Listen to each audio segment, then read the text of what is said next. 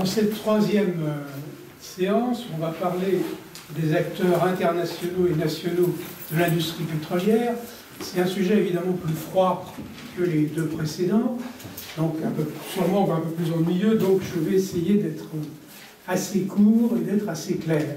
Alors, les acteurs internationaux, ce qu'il faut bien voir, c'est qu'ils sont dans une particularité qui est l'industrie pétrolière, et donc ce sont des entreprises. Donc on ne parlera pas des acteurs qui sont des gouvernements, des chancelleries, des militaires ou autre chose de ce genre, ou des journalistes, on parlera des entreprises. Et comme point de départ, on peut prendre le classement des grandes entreprises pétrolières de 2011. Il y a un organisme qui s'appelle PIW, Petroleum Intelligence Weekly, qui s'occupe de faire un classement en prenant en compte un certain nombre de critères. Il y a évidemment les réserves pétrolières détenues par la société, il y a le chiffre d'affaires, il y a la capitalisation boursière, il y a les investissements annuels faits par l'entreprise, et donc de cette façon-là, ils ont réussi, depuis déjà un grand nombre d'années, à établir un palmarès de 50 entreprises, les 50 plus grandes entreprises pétrolières du monde. Et alors, si on regarde, prenons simplement les 10 premières, si on regarde pour 2011, ça donne la chose suivante. Première société, Aramco, dont Luis Martinez vous a parlé tout à l'heure.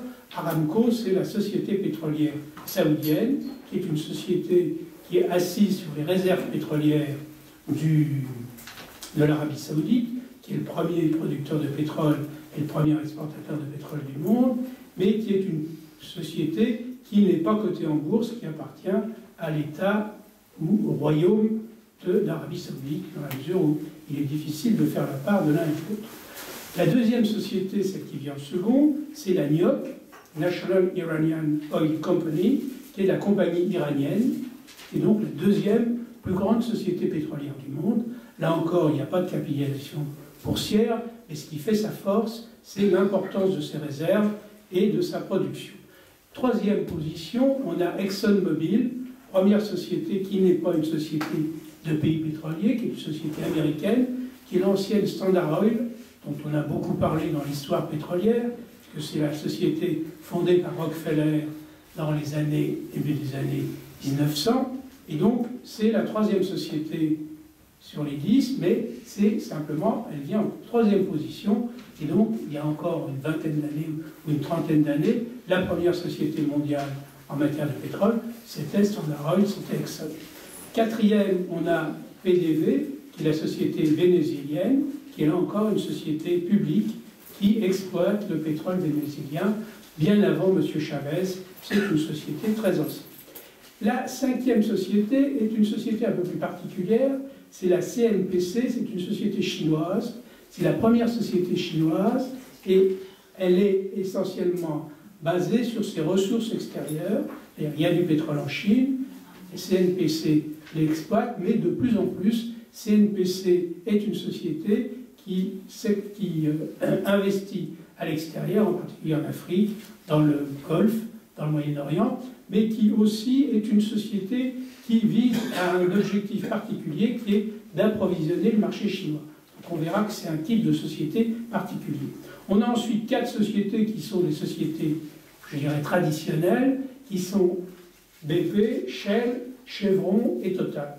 BP, c'est une société britannique, Shell, c'est une société anglo-hollandaise, Chevron, c'est une société américaine, et Total, c'est une société française.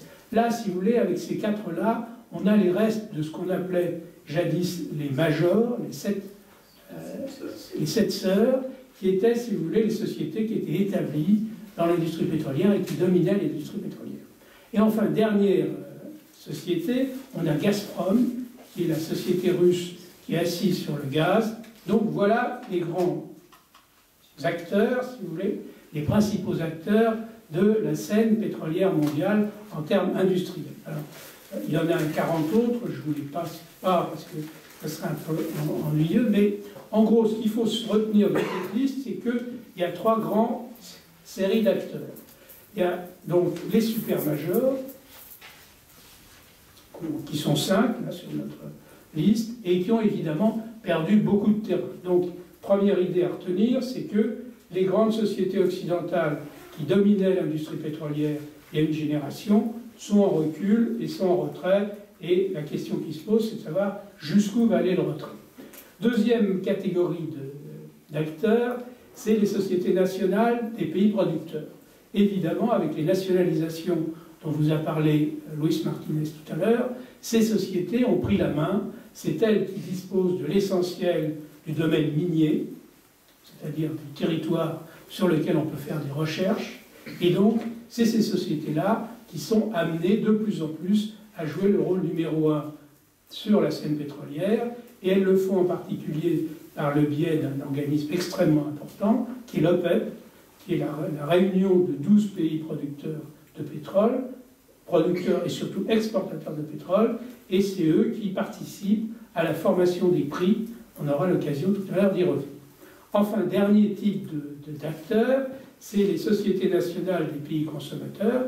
Donc on a parlé de la Chine, il y en a d'autres. Il y a par exemple l'Inde, une grande société pétrolière qui est du même type, et le fondateur, l'initiateur de ce type de société, c'est un Italien, Enrico Mattei, qui dans les années 50, même avant, a fondé Eni. Eni, c'était une société pétrolière qui jouait contre les majors et dont l'objectif était de ravitailler le marché pétrolier italien en l'affranchissant de la domination des majors anglo-saxonnes. Voilà.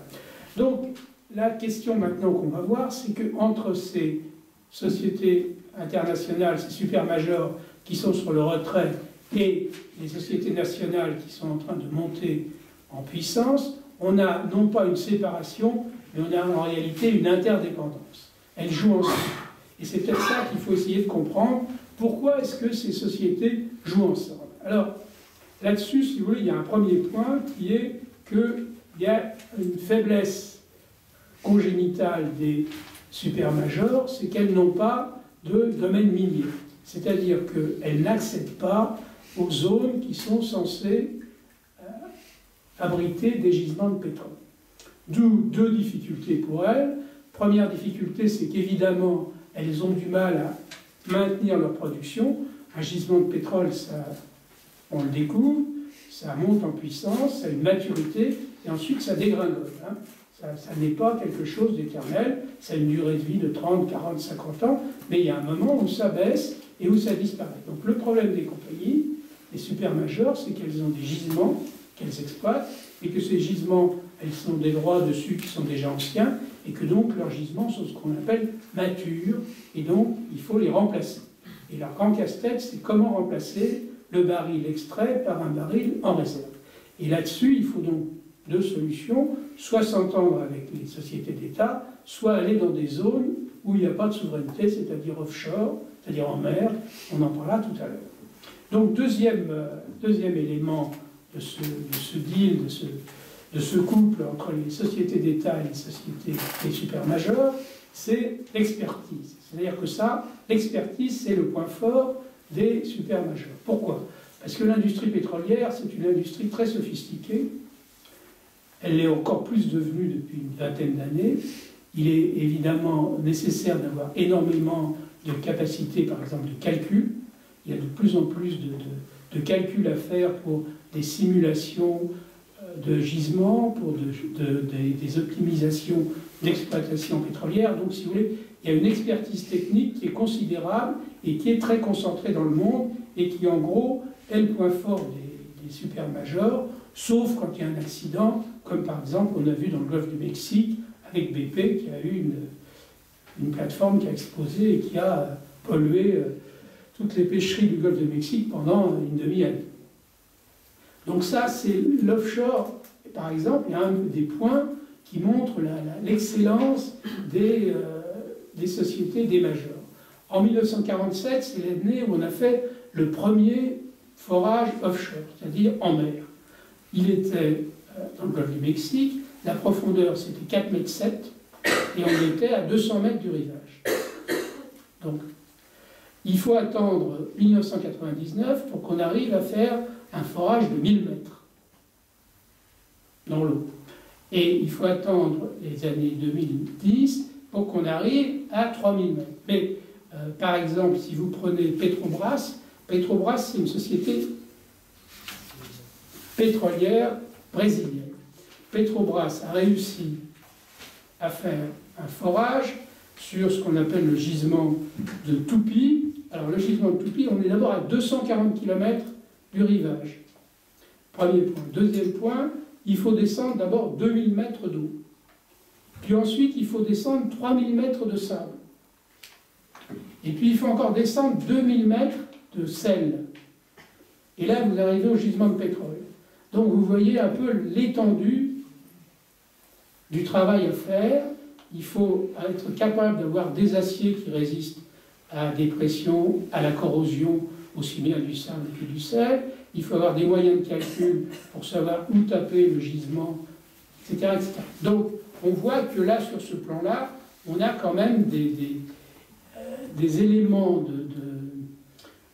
d'excellence du côté des majors que, évidemment, il est difficile pour les sociétés d'État qui sont nouvelles et qui sont plutôt spécialisées dans l'exploitation des gisements déjà découverts. C'est-à-dire que quand on a nationalisé, il existait dans tous ces pays une industrie pétrolière. Ce qu'ont réussi à faire très bien les sociétés nationales, c'est à prendre le relais des majors et à les remplacer et à exploiter ces gisements. Mais pour ce qui est de la perspective de trouver de nouveaux gisements, là, évidemment, c'est une activité beaucoup plus difficile et les nouvelles sociétés d'État ont du mal. Alors, pourquoi est-ce qu'elles ont du mal? D'abord parce qu'elles manquent de capitaux. Alors, c'est un peu paradoxal par rapport à ce qu'on a dit tout à l'heure sur la rente et le fait qu'il y avait énormément de capitaux, mais la réalité des choses, c'est que la distribution de la rente commence par léser les sociétés pétrolières d'État. C'est-à-dire que dans un pays pétrolier normal, la société d'État, en réalité, laisse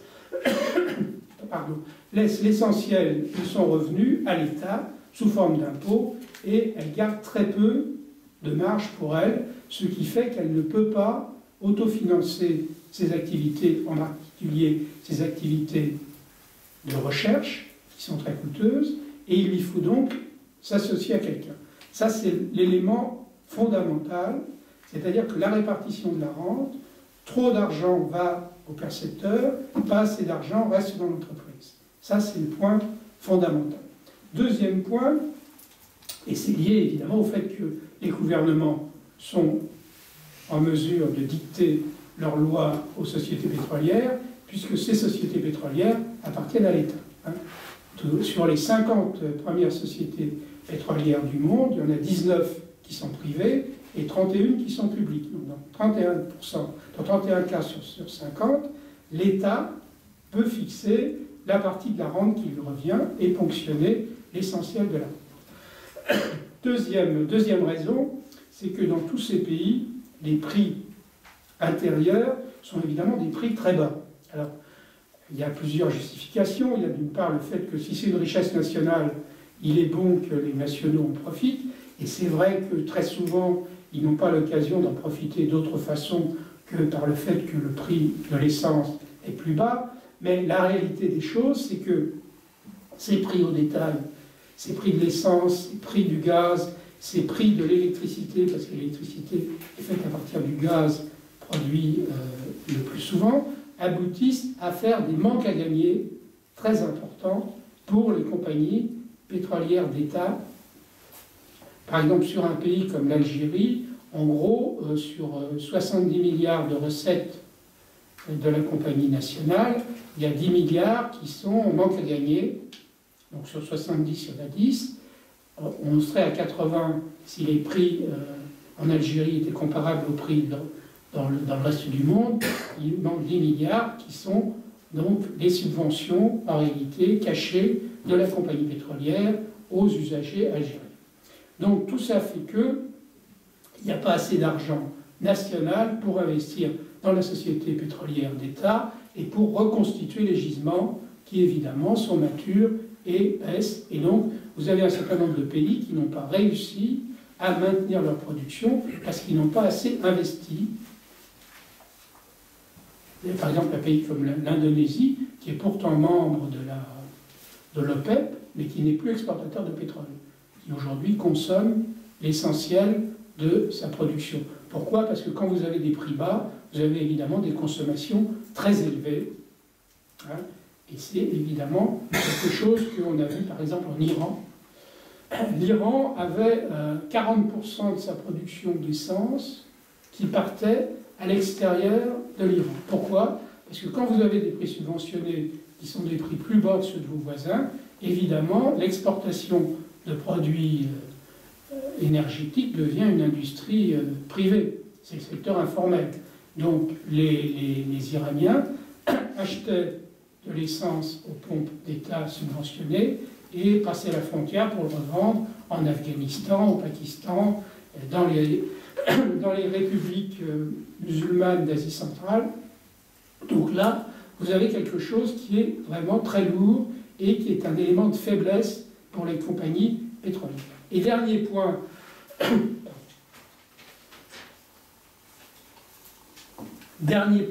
qui rend l'activité prospection très très risquée, c'est le risque de ne rien trouver. En gros, chaque fois que vous faites un forage, 9 fois sur 10, vous allez avoir ce qu'on appelle un puits sec. C'est-à-dire qu'il n'y a rien dedans. Ou alors les quantités sont trop basses pour pouvoir être commercialisables. Donc dans ces conditions-là, si vous voulez, prendre le risque quand on n'a pas assez d'argent pour forer, c'est évidemment très très difficile pour les compagnies nationales, et donc il faut qu'elles s'allient, qu'elles trouvent un mode d'entente avec les compagnies, les super-majors, qui ont l'expertise et qui ont l'argent. Parce que dernier point, si vous voulez, la découverte et la mise en fonction d'un gisement pétrolier, ça prend à peu près 10 ans, et ça coûte à peu près 10 milliards de dollars. Donc c'est des investissements très lourds, hein, c'est ce que M. Martinez disait tout à l'heure sur la grande canalisation d'eau de Kadhafi pour aller de Koufra à la côte qui aurait coûté 25 milliards de dollars. Bon, ben, si Kadhafi avait voulu trouver 2 grands gisements en Libye, il aurait fallu qu'il mette 20 milliards de dollars, c'est-à-dire qu'il renonce à son projet de canalisation d'eau. Donc vous voyez l'ampleur des sommes en cause et le risque fait que, bien évidemment, il faut s'associer. Alors s'associer, il faut trouver la façon de marier des gens qui sont divorcés 20 ans avant. C'est une question qui n'est pas simple. Et pour ça, on a inventé un système qui s'appelle le PSA. Alors, qu'est-ce que c'est?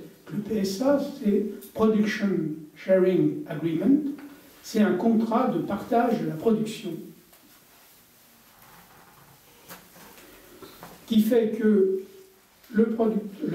la société étrangère, la société internationale fait les recherches, les finance, et que quand on a trouvé le gisement, la société nationale qui est associée, en général à 51%, elle est majoritaire, rembourse au fur et à mesure de la production l'argent avancé par la major ou la société internationale qui a fait l'investissement. Donc vous voyez, l'avantage pour les deux, ça permet à la major, à la société internationale, de trouver, d'accéder au domaine minier, et ça permet à la société d'État et aux pays pétroliers producteurs de renouveler ces gisements et de produire encore du pétrole au niveau où il était auparavant. Donc c'est une solution qui est équilibrée pour les deux parties, sauf que, si vous voulez, le diable est toujours dans les détails, donc il faut que la société d'État soit en mesure de vérifier très précisément les dépenses qui sont faites. Il ne faut pas que les dépenses soient gonflées par la compagnie internationale ou étrangère, parce que si les dépenses sont gonflées, ça veut dire que la part de pétrole qui sera récupérée par la compagnie étrangère sera plus importante que ce qu'elle aurait dû être. Donc, si vous voulez, c'est là où on est sur un partage qui est évidemment très délicat. Or, vérifier les dépenses, quand on n'est pas soi-même opérateur, c'est-à-dire celui qui fait les choses, c'est évidemment très délicat, très compliqué, Et il peut toujours y avoir des problèmes, et il y en a effectivement un certain nombre. Par exemple, les contrôleurs peuvent être négligents, mais les contrôleurs peuvent être corrompus, et donc les contrôleurs peuvent être un peu ignorants. Donc tout ça fait que la formule donne lieu quand même à pas mal de conflits, de contentieux et à des arbitrages. Donc, une fois qu'on a cet élément fondamental de l'industrie pétrolière d'aujourd'hui qui est le PSA, on a une situation qui est une situation de coopération entre les deux types de sociétés, mais de coopération en même temps très méfiante. Alors, quand on a vu tout à l'heure dans l'exposé précédent la nationalisation des compagnies pétrolières étrangères par les États, il faut bien comprendre à quoi ça aboutit sur le plan industriel. Avant 70, avant les nationalisations, on avait ce qu'on appelle un système intégré. C'est-à-dire que de la pompe, du puits de pétrole à la pompe auquel se ravitaille l'automobiliste, on avait la même société qui maîtrisait l'ensemble du circuit. Elle trouvait le pétrole, elle pompait le pétrole, elle transportait le pétrole, elle raffinait le pétrole et elle vendait le pétrole. Tout était très bien. Et donc dans ce système-là, on avait des prix stables. En gros, les prix sont restés stables de 1925 à 1970, pendant 50 ans. Il y avait un cartel qui était un cartel de sociétés pétrolières. Les trois plus grandes sociétés pétrolières, c'est-à-dire Exxon, aujourd'hui, Esso Standard, BP et Shell, tenaient le marché pétrolier. Donc, stabilité des cours. Alors, ce qui s'est passé, c'est que quand vous avez nationalisé, vous avez des sociétés d'État qui sont propriétaires du pétrole, mais qui n'ont pas de débouchés. C'est-à-dire qu'ils ne sont pas propriétaires des bateaux, des raffineries et des points de distribution dans les pays consommateurs. Donc, qu'est-ce qu'ils ont fait? Ils ont vendu ce pétrole sur des marchés. Alors, il existait, depuis la révolution russe, il existait un petit marché à Rotterdam où les Russes vendaient un peu de pétrole. Et ce pétrole était acheté par des Suisses, par des entreprises suisses et allemandes, mais c'était un petit marché marginal qui était toléré par les majors. Or, les pays pétroliers sont arrivés sur ce marché pour vendre leur production. Donc ce marché est devenu beaucoup plus important, puisqu'il y avait des productions beaucoup plus importantes qui étaient désormais offertes à la vente par les compagnies d'État nouvellement créées. Et Rotterdam a été insuffisant, et donc on est passé à Londres. Et Londres est devenue la grande place de cotation des produits pétroliers. Alors, le pétrole brut, mais aussi les produits raffinés. Et donc, on a eu un marché, et avec un marché, on a eu une instabilité. D'autant que les Américains, voyant que Londres arrivait à être un grand marché, le grand marché pétrolier du monde, ont créé un autre marché à New York. Et donc aujourd'hui, on a deux marchés, et donc vous avez deux prix du pétrole. On a le prix du Brent, qui est coté à Londres, et on a le prix du West Texas Index, WTI, qui est coté à New York. Et entre les deux, vous avez 25 $ aujourd'hui. Si vous regardez le journal d'hier, vous verrez qu'il y a 25 $ d'écart entre le Brent et le WTI.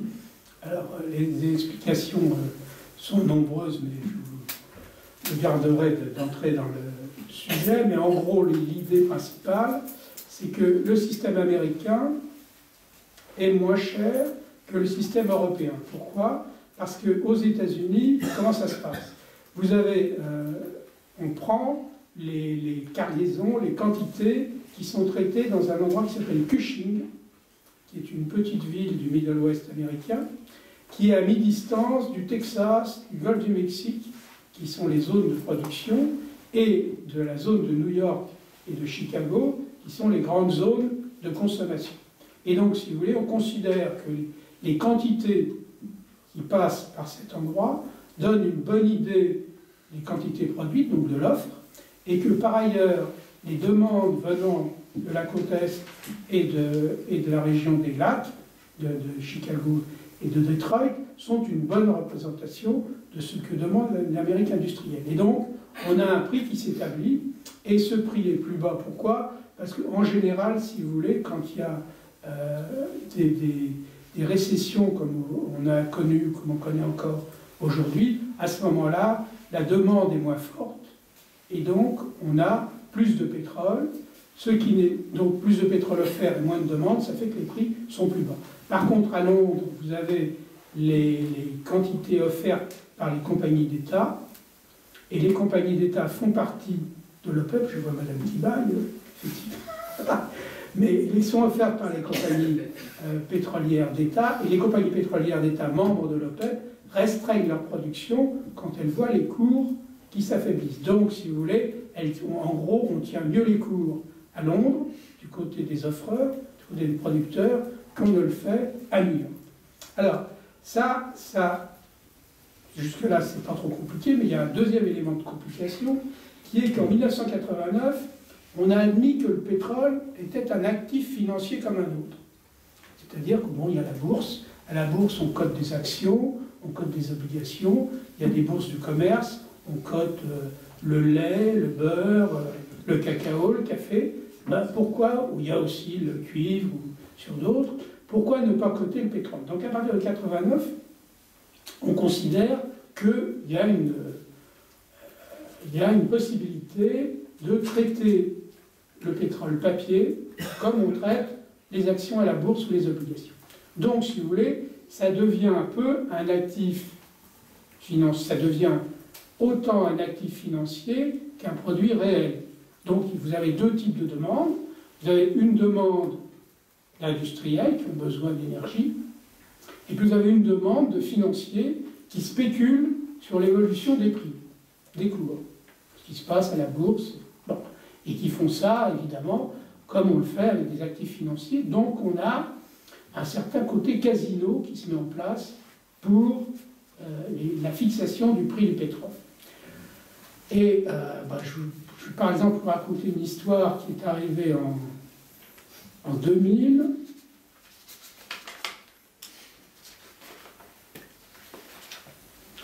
En gros, il y a un monsieur qui s'appelle Steve Perkins, il travaillait depuis 10 ans comme trader. Trader, c'est les gens qui achètent et qui vendent du pétrole papier.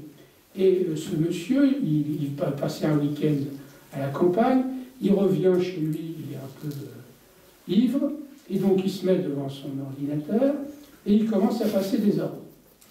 Et alors, il passe des ordres qui correspondent évidemment à rien. Mais pourquoi il passe des ordres en pleine nuit? C'est parce que les marchés en question sont des marchés qui tournent 24 heures sur 24, qui ne s'arrêtent jamais. Et donc, si vous voulez, il passe beaucoup d'achats, et il fait monter les cours de 4,4 $, ce qui est énorme. Hein? Un homme seul, dans la nuit, ivre, qui joue avec son ordinateur, fait monter les cours de 4 $. Bon. Alors évidemment, le lendemain matin, son entreprise s'aperçoit qu'il a passé des engagements pour le compte de l'entreprise. Finalement, ça lui coûtera 6 millions de livres sterling d'amende, et Steve perdra son job. Et donc, c'est pour vous montrer que c'est vraiment un marché qui est un marché casino, qui est un marché où le papier est aussi important que le physique. Et en gros, on considère aujourd'hui que le marché papier est 1,5 à 2 fois plus important que le marché physique. Et évidemment, le marché papier tire le marché physique. Hein, d'où des variations de prix qui peuvent être considérables. En 2008, le pétrole au mois de juillet était à 147 $, au mois de décembre, il était à 32. Donc vous voyez l'ampleur de la chute, c'est absolument considérable. Alors, si ça s'arrêtait là, l'histoire serait simple, mais en réalité, les marchés eux-mêmes sont doublés par une autre technique, qui est ce qu'on appelle OTC, over the counter, c'est-à-dire les ventes qui sont faites hors marché. Alors ça, c'est les ventes les plus importantes, qui sont faites par des gros acheteurs et des gros vendeurs qui font des cours à eux, qui sont des cours qu'on ne connaît pas et qui aboutissent à des prix qu'on ne connaît pas par définition. Mais ça pèse évidemment beaucoup sur le marché parce qu'on spécule sur ce que peuvent être les cours de ces accords particuliers. Et d'autant que, si vous voulez, il y a toute une... on a vu que dans l'industrie pétrolière, il y avait des entreprises d'État, des entreprises privées, des entreprises de pays producteurs, des entreprises de pays consommateurs, des entreprises entre les deux. Mais en plus, il y a les financiers. Et les financiers sont aujourd'hui très très importants dans le business du pétrole, puisque par définition, les banques, les fonds d'investissement, toute une série d'institutions qui ont beaucoup d'argent jouent sur le marché pétrolier. Et donc, sont un élément d'instabilité considérable sur le marché pétrolier et rendent les prévisions particulièrement difficiles. Alors, ça, voilà en gros le portrait de l'industrie pétrolière aujourd'hui. Les nouveaux défis, si vous voulez, que cette industrie pétrolière va devoir affronter dans les années qui viennent. Alors, premier défi, évidemment, c'est les énergies renouvelables.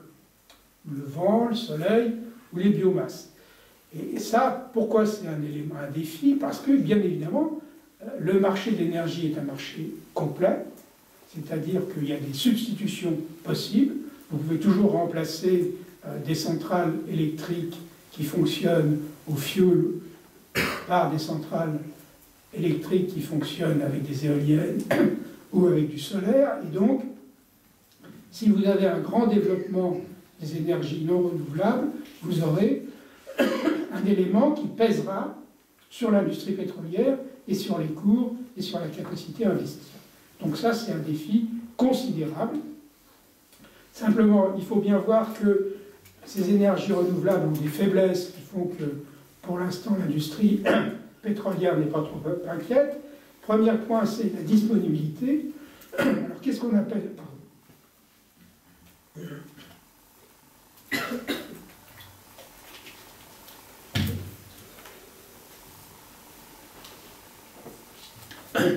Qu'est-ce qu'on appelle la disponibilité? C'est le fait qu'une source d'énergie doit fonctionner un certain nombre d'heures par jour. Si vous avez une centrale au fioul, elle peut fonctionner 24 heures sur 24 tant que vous fournissez le fioul. Si vous avez une centrale éolienne, elle fonctionne quand il y a du vent. Même chose pour le soleil. Le solaire, ça fonctionne quand il y a du soleil. Donc vous avez des taux de disponibilité qui sont beaucoup plus bas, de l'ordre de 20-25% dans nos pays, ça peut être plus élevé dans d'autres pays. Mais donc, vous êtes obligé d'avoir couplé à votre industrie renouvelable une source permanente d'énergie. Parce que vous n'allez pas couper le courant à vos usagers parce qu'il n'y a plus de vent, parce qu'il n'y a plus de soleil. Donc, il y a un couplage nécessaire qui fait que, si vous ne voulez pas faire du nucléaire, vous êtes obligé de faire du fossile, et si vous faites du fossile, vous retombez dans l'industrie pétrolière. Donc ça, c'est le premier élément qui fait que l'industrie pétrolière n'est pas trop inquiète. Deuxième élément qui la rassure également, c'est la compétitivité, c'est-à-dire le prix. Pour l'instant, les prix des énergies renouvelables sont très loin d'être comparables au prix de l'énergie fossile. Et en particulier, je ne sais pas si vous avez vu dans l'actualité il y a quelques semaines, mais la France a lancé un grand plan marin pour faire des éoliennes sur la côte bretonne, de la mer du Nord à la côte bretonne. Ces éoliennes qui sont considérables, qui sont vraiment de très grosses bêtes, elles vont produire une électricité qui sera 4 à 5 fois le prix de l'énergie nucléaire.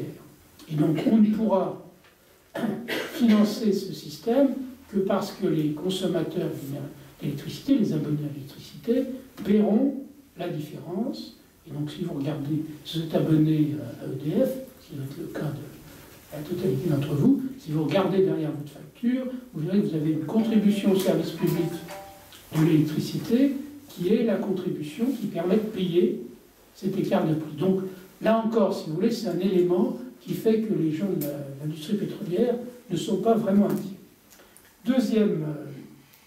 Deuxième défi qui lui est peut-être plus sérieux, c'est les économies d'énergie. Alors ça, c'est un vrai défi pour l'industrie pétrolière, parce qu'en gros, il y a deux grands systèmes où on peut faire des économies d'énergie, c'est l'automobile et c'est le bâtiment. Alors sur l'automobile, bon, le principal débouché actuellement des produits pétroliers, c'est l'industrie du transport. C'est faire marcher les voitures, c'est faire marcher les avions, faire marcher les bateaux. Et il est bien évident que si on trouve un remplaçant au moteur à explosion, ça va avoir des effets considérables sur la demande de produits pétroliers. Or, il y a actuellement beaucoup de gens et beaucoup d'argent qui est consacré, qui est investi dans la recherche d'une alternative aux moteurs à explosion. Il y a les moteurs hybrides, il y a les moteurs électriques.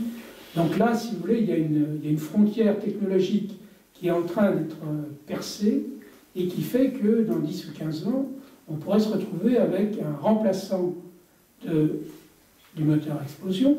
Alors évidemment, il y a un effet de stock, c'est-à-dire que comme vous avez un parc automobile qui est immense, il faudra X années, en général, l'âge moyen c'est 15 ans, donc au moins 15 à 20 ans, pour remplacer, quand on y sera, les moteurs anciens, les modèles avec des moteurs anciens, par des modèles avec des moteurs nouveaux.